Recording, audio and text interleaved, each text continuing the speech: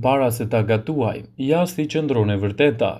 Vite më para, visa shqiptare e kishin zakon të shplanin orizin me ujë të ftohtë përpara gatimit të tij, me hapjen e tregjeve dhe futjen në to të produkteve të larmishme, por edhe në angazhimet e rritjes, shumë anvisa nisin të heqin dorë nga kjo praktikë. Ka anvisa që besojnë se larja e orizit është tashmë krejt e panevojshme dhe nuk ka asnjë ndikim në gatimin përfundimtar të tij. Kjo sipas ekspertëve është e gabuar, sepse sipas ekspertëve larja e orizit ka një ndryshim madhor, sidomos kur vjen puna tek orizi kokër gjatë.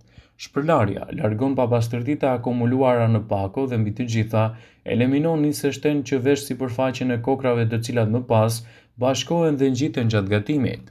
Ekspertët këshillojnë gjithmonë që përpara se të gatuani orizin, ta shplani atë me ujë të rrjedhshëm në mënyrë që të largoni papastërtinë. Vëmendje.